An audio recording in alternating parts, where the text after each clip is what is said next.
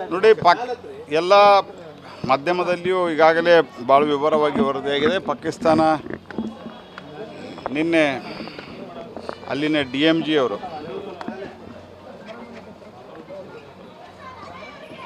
Phone ಮಾಡಿ ಕದನ ವಿರಾಮಕ್ಕೆ ವಿನಂತಿಯನ್ನು ಮಾಡಿ ಆನಂತರ ಉಲ್ಲಂಘನೆ ಮಾಡಿದ್ದಾರೆ ಅಂತ.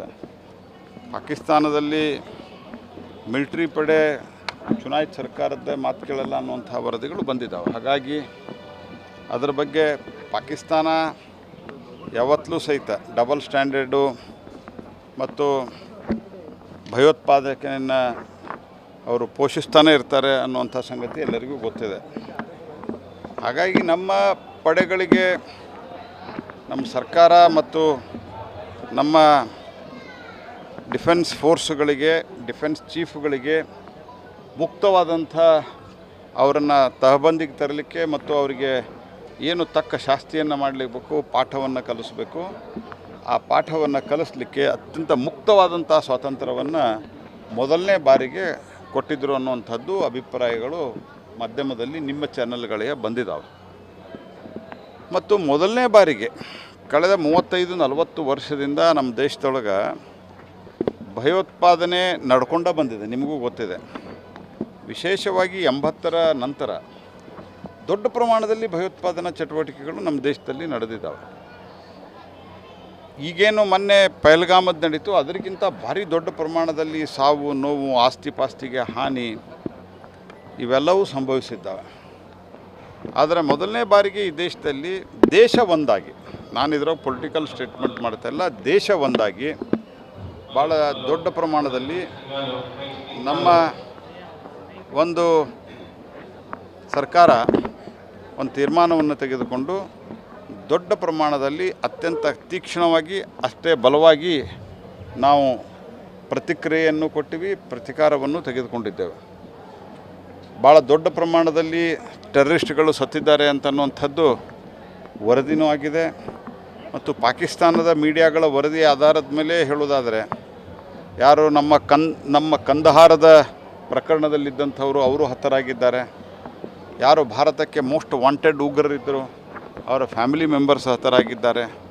ಅನೇಕ ಟೆರರಿಸ್ಟ್ ಲಾಂಚಿಂಗ್ ಪ್ಯಾಡ್ಗಳು ಮತ್ತು ಟ್ರೈನಿಂಗ್ ಕ್ಯಾಂಪ್ಗಳು ಮತ್ತು ಹೈಡೌಟ್ಸು, ಅಡಗುತಾಣಗಳು ಇವೆಲ್ಲವೂ ಸಹಿತ ಧ್ವಂಸಗೊಳಿಸಲಿಕ್ಕೆ ಇವತ್ತು ಭಾರತದ ಮಿಲಿಟರಿ ಶಕ್ತಿಗಳಿಗೆ ಸಾಧ್ಯವಾಗಿದೆ. ಅಂಥ ಒಂದು ಅಭೂತಪೂರ್ವವಾದಂಥ ತೀರ್ಮಾನವನ್ನು ಭಾರತ ಸರ್ಕಾರ ತೆಗೆದುಕೊಂಡು ಮಿಲಿಟರಿಗಳಿಗೆ, ನಮ್ಮ ಎಲ್ಲ ಡಿಫೆನ್ಸ್ ಫೋರ್ಸ್ಗಳಿಗೆ ಅತ್ಯಂತ ಮುಕ್ತವಾದಂಥ ಅವಕಾಶವನ್ನು ಕೊಟ್ಟಿತ್ತು. ಹಾಗಾಗಿ ಮತ್ತು ಈ ಯುದ್ಧ ವಿರಾಮ ಆರಂಭವಾಗುವುದಕ್ಕಿಂತ ಮುಂಚೆ, ಬಿಫೋರ್ ಯುದ್ಧ ವಿರಾಮದ ಘೋಷಣೆ ಆಗೋಕ್ಕಿಂತ ಮುಂಚೆ ಭಾರತ ಸರ್ಕಾರ ಅತ್ಯಂತ ಕಠಿಣವಾದಂಥ ಒಂದು ನಿಲುವನ್ನು ಪಡೆದುಕೊಂಡಿದೆ, ಆ ನಿಲುವು ತೆಗೆದುಕೊಂಡಿದೆ. ಆ ನಿಲುವು ಏನು ಅಂತಂದರೆ, ಭಯೋತ್ಪಾದನೆಯನ್ನು ಯುದ್ಧ ಅಂತ ಪರಿಗಣಿಸ್ತೀವಿ ಅಂತ. ಅಂದರೆ ಇನ್ಮೇಲೆ ಭಯೋತ್ಪಾದನೆ ಆದರೆ ಅದನ್ನು ಯುದ್ಧ ಅಂತ ಪರಿಗಣಿಸಿ ಅದನ್ನು ಟ್ಯಾಕಲ್ ಮಾಡುವಂಥ ತೀರ್ಮಾನವನ್ನು ಕೈಗೊಂಡಿದ್ದೇವೆ. ಹಾಗಾಗಿ ಪಾಕಿಸ್ತಾನ ಇನ್ನು ಮುಂದಾದರೂ ಬುದ್ಧಿ ಕಲಿಬೇಕು ಅಂಥೇಳಿ ನಾವೆಲ್ಲರೂ ಆಸೆ ಪಡೋಣ. ಯಾಕಂದ್ರೆ ಬೈ ನೇಚರ್ ಭಾರತ ಮತ್ತು ಭಾರತೀಯರು ನಾವು ಶಾಂತಿಪ್ರಿಯರು. ಯಾವ ಕಾಲದಲ್ಲಿಯೂ ಸಹಿತ ನಾವು ಮತ್ತೊಬ್ಬರ ಮೇಲೆ ದಂಡೆತ್ತೋಗಿ ಮತ್ತೊಬ್ಬರಿಗೆ ತೊಂದರೆ ಕೊಟ್ಟು ಈ ರೀತಿ ಮಾಡಿದಂಥ ಜನ ಅಲ್ಲ ನಾವು. ಆದರೆ ಯಾವಾಗ ನಮ್ಮ ಮೇಲೆ ಬರ್ತಾರೋ ಅವತ್ತು ಬಿಡೋದಿಲ್ಲ ಅನ್ನೋದು ಈ ಘಟನೆಯಿಂದ ಅತ್ಯಂತ ಸ್ಪಷ್ಟವಾಗಿದೆ. ಹಾಗಾಗಿ ಮುಂದೂ ಕೂಡ ಏನೊಂದು ಅಧಿಕೃತ ನಿಲುವನ್ನು ಭಾರತ ಸರ್ಕಾರ ತೆಗೆದುಕೊಂಡಿದೆ. ಭಯೋತ್ಪಾದನೆಯನ್ನು ಯುದ್ಧ ಅಂತ ಪರಿಗಣಿಸ್ತೀವಿ.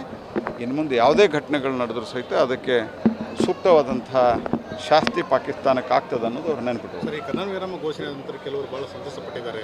UPI ನಾಯಕರು ಸೇರಿದಂತೆ ಕೆಲ ನಾಯಕರು ಯಾಕೆ ಅಷ್ಟೊಂದು ಖುಷಿ ಪಡೋದು?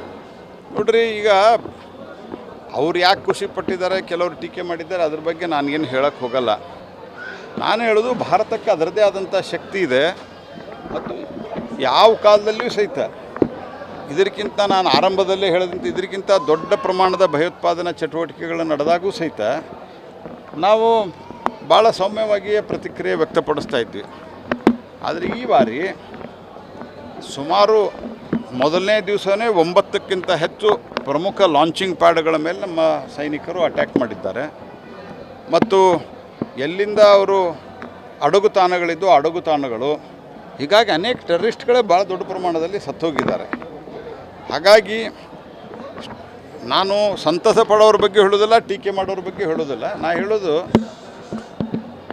ಅನೇಕ ರೀತಿ ದೇಶ ನಡೆಸೋರಿಗೆ ಪ್ರಧಾನಮಂತ್ರಿ ನರೇಂದ್ರ ಮೋದಿಯವರು ಬಂದ ನಂತರವೇ ದೇಶದಲ್ಲಿ ಈ ಪ್ರಮಾಣದಲ್ಲಿ ಮೊದಲೇನು ದೇಶದ ಎಲ್ಲಿ ಬೇಕಾದಲ್ಲಿ ಭಯೋತ್ಪಾದನೆ ಚಟುವಟಿಕೆ ನಡೀತಾ ಇದ್ದು ಅದು ನಿಂತು ಹೋಗಿ ಬಾರ್ಡ್ರಿಗೆ ಸೀಮಿತ ಆಗಿದೆ. ಅದನ್ನೂ ಸಹಿತ ಗಂಭೀರ